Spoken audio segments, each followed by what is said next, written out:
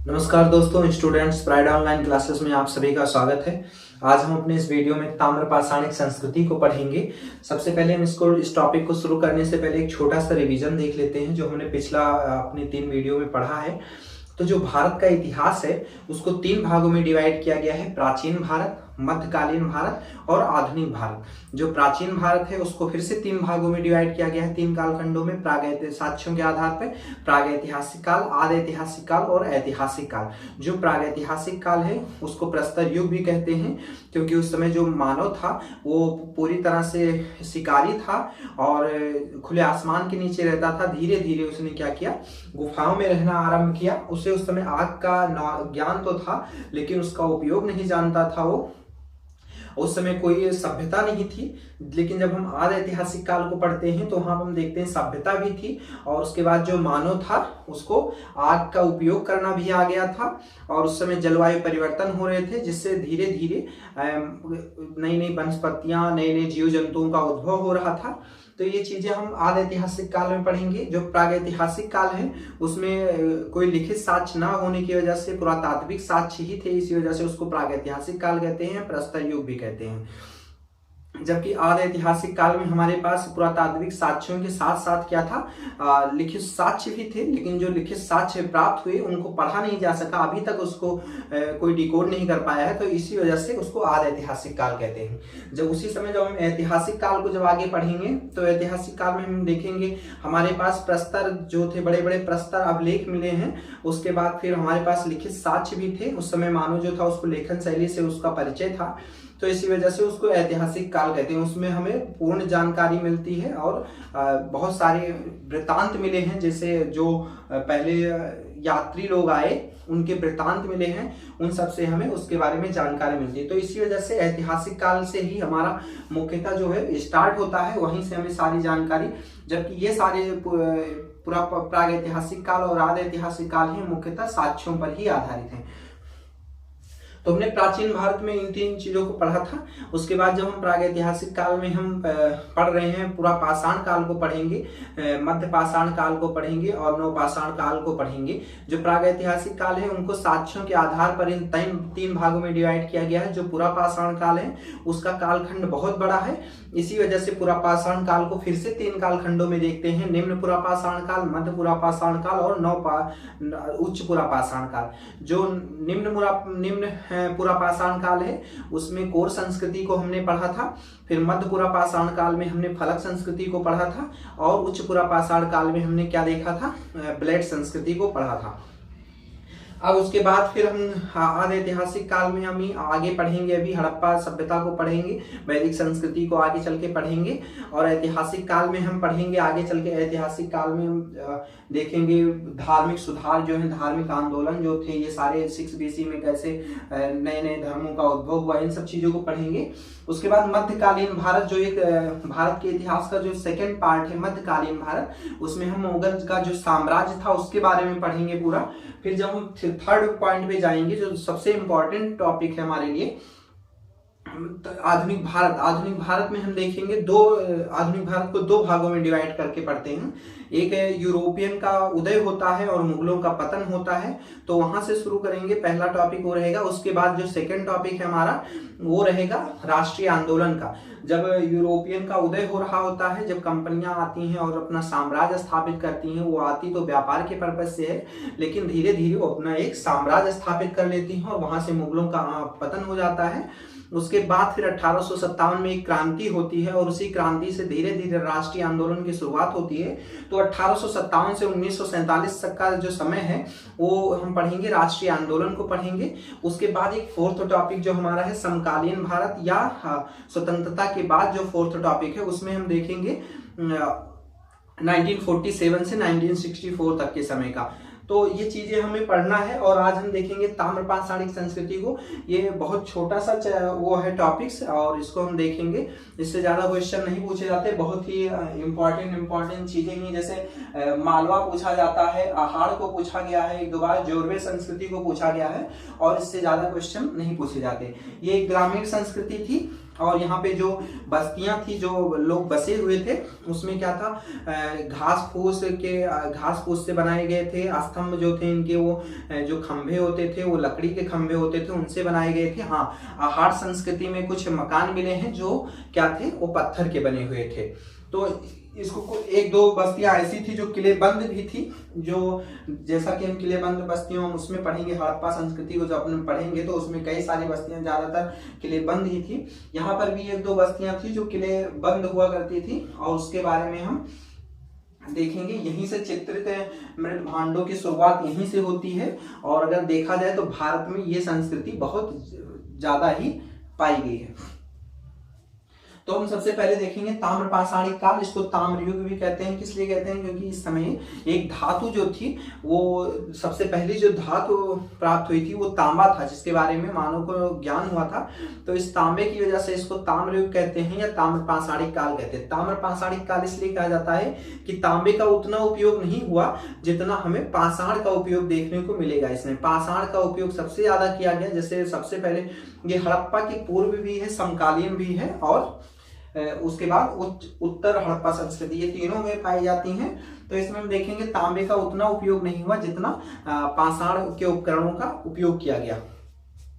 उसके बाद इसमें हम देखें, सबसे पहले शुरू करते हैं ये हड़प्पा पूर्व ताम्रपाषाणी। अच्छा, ये हड़प्पा पूर्व ताम्रपाषाणी संस्कृति, हड़प्पा समकालीन उत्तर हड़प्पा संस्कृति है। लेकिन अगर मुख्यतः देखें तो परावर्ती हड़प्पा है, परावर्ती ताम्रपाषाणी संस्कृति है, और समकालीन है। मुख्यतः यही पढ़े जाते हैं। परावर्ती में हम देखते हैं गैरिक मृत भांड संस्कृति है, कपरगाह एस संस्कृति है, और झूकर झाकर संस्कृति है। ये सारी परावर्ती में हम पढ़ते हैं। उसके बाद फिर सीधे हम समकालीन पढ़ते हैं, लेकिन इसको सुविधा के अनुसार से हमने यहाँ पर 3 भागों में डिवाइड किया गया है। हड़प्पा पूर्व ताम्रपाषाणी संस्कृति में सोथी संस्कृति थी जो बीकानेर राजस्थान में थी, झूकर झाकर संस्कृति जो सिंध क्षेत्र में थी। तो इन सब के बारे में ज्यादा नहीं पढ़ना क्योंकि ये सारा इंपॉर्टेंट नहीं है। फिर यहाँ पर सबसे इंपॉर्टेंट हमारा है आहार है। आहार संस्कृति बहुत इंपॉर्टेंट है, इससे पूछे जाते हैं क्वेश्चंस। उसके बाद फिर गिलिंद है, गणेश्वर है, ओसियम गैरिक मृतभांड संस्कृति है। ये सारी संस्कृतियां हैं जिसको हम आगे देखेंगे। ये हम इसमें ये पढ़ेंगे, ये इंपॉर्टेंट है। फिर उत्तर हड़प्पा संस्कृति में देखेंगे, हम पढ़ेंगे इसमें मालवा को पढ़ेंगे, कायथा को पढ़ेंगे, जोरवे को पढ़ेंगे, और भी कई संस्कृतियां हैं जो हमारे लिए इंपॉर्टेंट नहीं, वहां से क्वेश्चंस पूछे ही नहीं जाते या फिर ज्यादा जानकारी भी नहीं उनके बारे में। तो ये सारी चीजें हैं, इनको हम पढ़ेंगे। तो सबसे पहले ताम्रपाषाण कालीन सभ्यता को देखते हैं। ये मुख्यतः 3 स्थानों पर ये पाए जाते हैं। राजस्थान, दक्षिणी पूर्वी राजस्थान, मध्य प्रदेश में, पश्चिमी मध्य प्रदेश में पाया गया है। फिर महाराष्ट्र में, पश्चिमी महाराष्ट्र में। महाराष्ट्र एक ऐसा स्थल है जहां पर सबसे ज्यादा स्थान मिले हैं, किसके? ताम्रपाषाणी संस्कृति के सबसे ज्यादा स्थल महाराष्ट्र से ही मिले हैं, पश्चिम महाराष्ट्र से। तो राजस्थान में हम दक्षिण पूर्व राजस्थान में देखेंगे 2400 से 1400 ईसा पूर्व का डेट बहुत इंपॉर्टेंट नहीं है, सब जगह डेट अलग अलग हो सकती है। तो ये अगर देखा जाए मुख्यतः तो ये 4000 से 2600 के बीच में था, और उसके बाद इस कालखंड को इसमें डिवाइड किया है। 2400 से 1400 ईसा पूर्व के बीच में क्या था? राजस्थान था, जो बनास नदी के तट पर था, और ये बनास नदी के तट पर था। इसको बनास संस्कृति या आहार संस्कृति भी कहते हैं।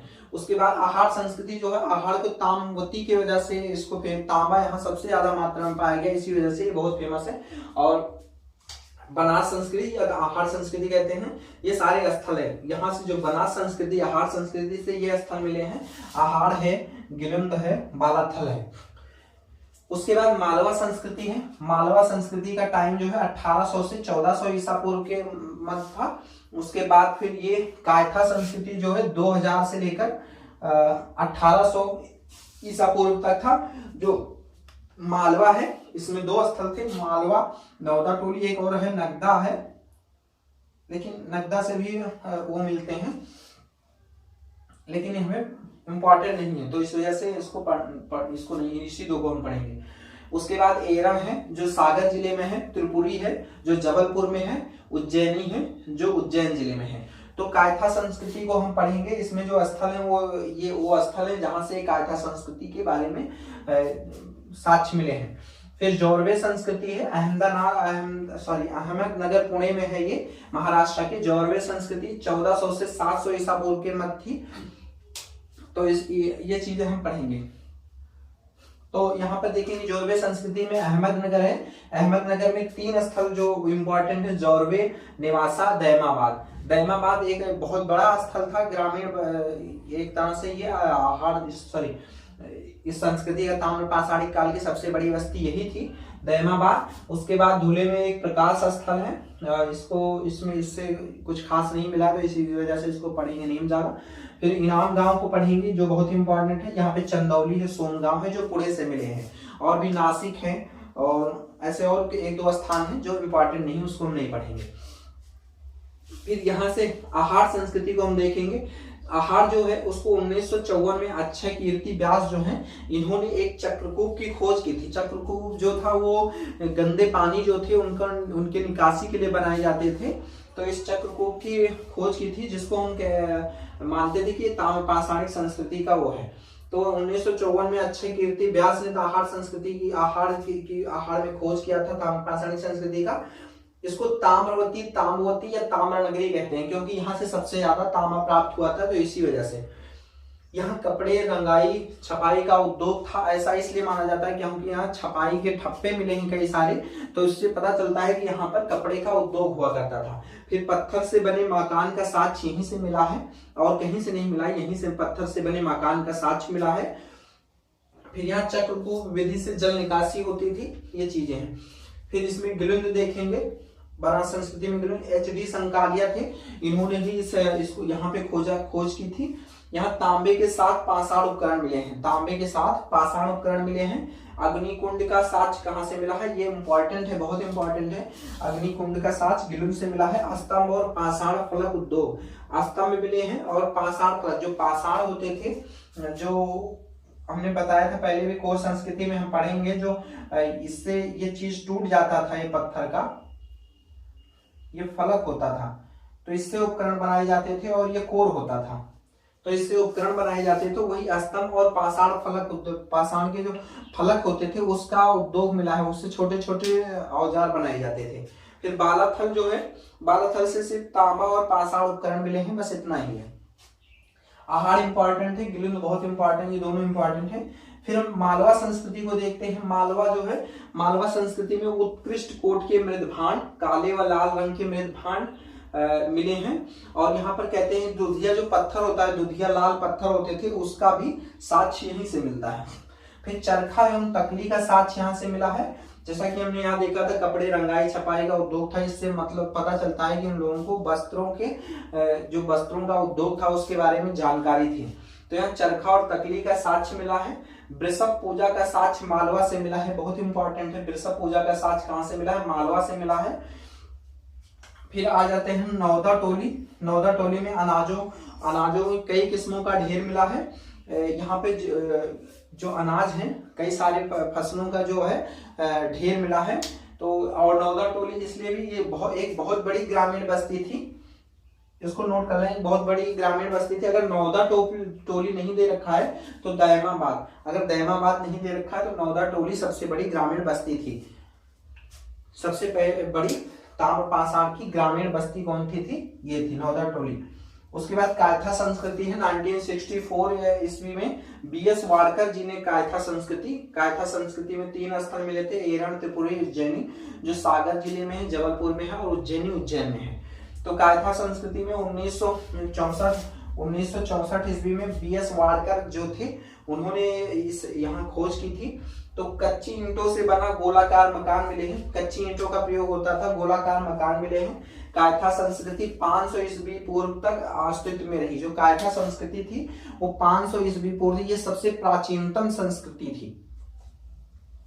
फिर कायथा ताम्र पाषाणिक संस्कृति में सबसे प्राचीनतम है। ताम्र पाषाणिक संस्कृति में सबसे प्राचीनतम कौन सी है? कायथा है।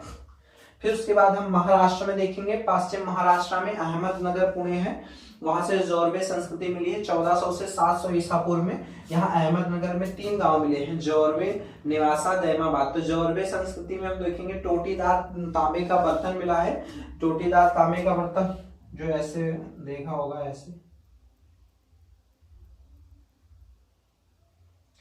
ऐसे कुछ होता था ना, केतली से टोटी ऐसे लगी होती थी। तो ये टोटीदार तांबे के बर्तन यहाँ से मिले हैं। तांबे से बने रथ, हाथी, गैंडा एवं भैंसे की कलाकृतियां यहाँ से मिली हैं। फिर दैमाबाद जोरवे संस्कृति का सबसे बड़ा स्थल था। जो दैमाबाद है वो जोरवे संस्कृति का सबसे बड़ा स्थल है। जोरवे संस्कृति का सबसे पहले तो जोरवे संस्कृति का सबसे बड़ा स्थल कौन सा है? दैमाबाद है। और यहाँ नौदा टोली क्या है? ये सबसे मालवा संस्कृति का सबसे बड़ा स्थल है, ग्रामीण बस्ती का। फिर दैमाबाद में कांसे का साक्ष्य मिलता है, जो रथ मिलता है। एक कांसे का साक्ष्य मिला, यहाँ से रथ मिला है और कई सारे उपकरण मिले हैं तांबे के, कांसे के। फिर ताम्रपाषाण कालीन सबसे बड़ी बस्ती थी। जो कांसा था वो तांबे और टीन को मिला के बनाया जाता था, तांबा टीन को मिला के फिर बनाया जाता था। फिर तैमाबाद में ताम्रपाषाण कालीन की सबसे बड़ी बस्ती थी। फिर नेवासा देखेंगे, नेवासा में कपास एवं पटसन का साक्ष्य मिला है। कपास एवं पटसन का साक्ष्य नेवासा से मिला है। जैसा कि हम लोगों ने देखा था, इन वस्त्रों की जानकारी थी। यहाँ पे रंगाई और छपाई होती थी, उद्योग था। यहाँ पर चरखा एवं तकली का साक्ष्य मिला है। फिर यहाँ कपास और पटसन का साक्ष्य मिला है। दक्कन की काली मिट्टी में कपास को उपजाया जाता था, उपजाऊ होती थी, तो वहां से दक्कन की काली, दक्कन में जो मिट्टी थी वो काली होती थी, तो वहीं पर इसको उगाया जाता था। तो कपास एवं पटसन का साक्ष्य मिला है। इनाम गांव जो है बांध जैसी संरचना मिली है। बांध जैसी संरचना की मतलब किनारे किनारे बांध सा बना हुआ था, तो उससे पता चलता है किलेबंदी का साक्ष्य माना जाता है कि किलेबंदी की गई थी बस्ती की। तो मातृ देवी की पूजा का इनाम गांव में किलेबंदी। यहाँ इनाम गांव ऐसा था कि जहां नगरीकरण की शुरुआत हो चुकी थी। जो इनाम गांव था यहीं से क्या हुआ था? नगरीकरण का शुरुआत हो गया था। एक दैमाबाद, ये दैमाबाद जो स्थल है यहाँ से, और इनाम गांव, ये दो स्थल ऐसे था जहां पे नगरीकरण के साक्ष्य मिलने, मतलब एक तरह से प्रारंभ हो गया था तब तक ये। तो बांध जैसी संरचना, किलेबंदी का साक्ष्य मिला है। मातृ देवी का पूजा का साक्ष्य यहाँ से मिल रहा है। जो वृषभ का साक्ष्य मिला है मालवा से, वो एक तरह से धार्मिक प्रतीक था, और जो मातृ देवी थी उनकी पूजा की जाती थी। फिर घरों के बनावट से वर्ग विभाजन का साक्ष्य मिला है। जो घरों के बनावट से उनसे वर्ग विभाजन का साक्ष्य, जैसे हम हड़प्पा में पढ़ेंगे, एक पूर्वी टीला होता था, एक पश्चिमी होता था, निचला दुर्ग और वो टीला होता, तो ऐसे यहाँ पर भी क्या था? यहाँ पे जो घरों की बनावट से उससे पता चलता है कि वो यहाँ वर्ग विभाजन था।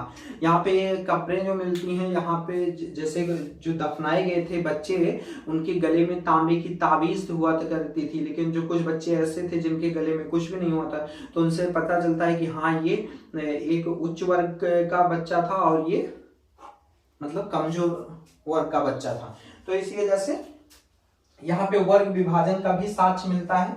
तो घरों के बनावट से वर्ग विभाजन का साक्ष्य मिलता है। जैसे यहाँ पे जो जैसे कर्मकार होते थे उनके अलग अलग घर हुआ करते थे, वही वर्ग विभाजन का साक्ष्य यहाँ से मिलता है। मिट्टी की मूर्ति मिली है, टेराकोटा का साक्ष्य मिला है। जो मिट्टी की मूर्ति है, टेराकोटा का साक्ष्य मिला है यहाँ से। फिर ताम्रपाषाण के बारे में तो यहाँ पे देखेंगे, ग्रामीण सभ्यता थी। लकड़ी, घासफूस, लकड़ी, खंभे का उपयोग घर बनाने में किया गया था। तांबे का जो सर्वप्रथम उपयोग था 5000 ईसा पूर्व में किया गया। कृषि में लोग प्रवीण थे। हल, फावड़ा एवं अनाज की कई किस्में मिली हैं। अनाज की कई किस्मों का साक्ष्य कहाँ से मिला है? नौदा टोली से मिला है। हल और फावड़ा मिला है। खेती होती थी, जाहिर सी बात है। फिर चाकों व हाथों से निर्मित काले व लाल मृद भांड बनाए गए थे। जो मृद भांड मिले थे वो हाथों से और चाकों से, दोनों से बनाए जाते थे। और जो चित्रित मृद भांड की जो शुरुआत अगर देखा जाए तो ये ताम्रपाषाणिक संस्कृति से ही माना जाता है। फिर सबसे ज्यादा तांबे का उपकरण मध्य प्रदेश गुंगेरिया से प्राप्त हुआ है। सबसे ज्यादा जो तांबे का उपकरण है वो कहां से मिला है? मध्य प्रदेश गुंगेरिया से प्राप्त हुआ है। वस्त्र निर्माण के जानकार थे ये। कायथा संस्कृति सबसे प्राचीनतम ताम्रपाषाणिक संस्कृति थी।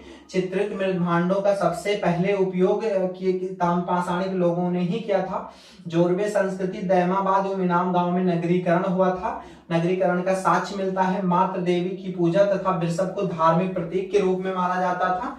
और मध्य प्रदेश में कायथा और एरण तथा पश्चिम महाराष्ट्र में इनाम गांव बस्ती किलेबंद थी। मध्य प्रदेश में कौन सी थी? कायथा थी और एरण किलेबंद थी। फिर पश्चिम महाराष्ट्र में इनाम गांव जो बस्ती थी वो किलेबंद थी। गणेश्वर संस्कृति के बारे में बस इतना ही है। सूक्ष्म उपकरण और वस्तुएं मिली हैं, ठीक है। उसके बाद ताम्रपाषाण काल में बस्ती का वर्गीकरण एवं संविधान से समाज में असमानता का साक्ष्य मिलता है। ताम्रपाषाण काल में जो बस्ती का वर्गीकरण है, यहाँ पे पता चलता था कि ये लोग उनके उद्योग जैसे होते थे वैसे उनके घर हुआ करते थे। उससे क्या होता था, बस्ती का वर्गीकरण हो रखा था। और जो संविधान था, संविधान में जैसा बताया कुछ लोग बहुमूल्य चीजें दबाते थे मतलब उनके साथ में कि उनको परलोक में ये सुविधाएं मिलेंगी। तो इसी वजह से उससे वर्गीकरण और संविधान से समाज में असमानता का साक्ष्य मिलता है। जैसे तांबे का ताबीज मिला है कई बच्चों के गले में, तो उससे समाज में असमानता का साक्ष्य मिलता है। ताम्रपाषाण काल के लोग लिखना नहीं जानते थे, लिखना पढ़ना नहीं जानते थे। तो यहाँ पर हम देखेंगे ये राजस्थान है।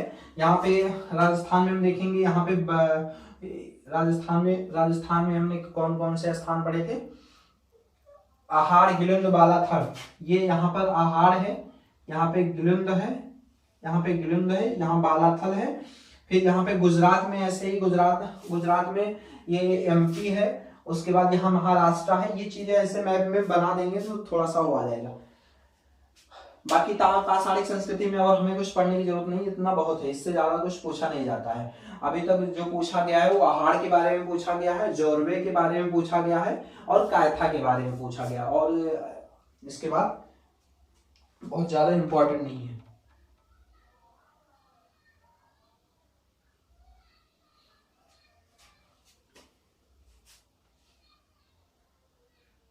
ठीक है, अब हम अपने नेक्स्ट वीडियो में हम पढ़ेंगे, अपने नेक्स्ट वीडियो में हम सिंधु घाटी सभ्यता को पढ़ेंगे और यहीं से हमारा मेन स्टार्ट होता है। अभी यहाँ से बहुत ज़्यादा ये उतना इम्पोर्टेंट नहीं, लेकिन अब धीरे धीरे यहाँ से क्वेश्चन पूछे जाते हैं।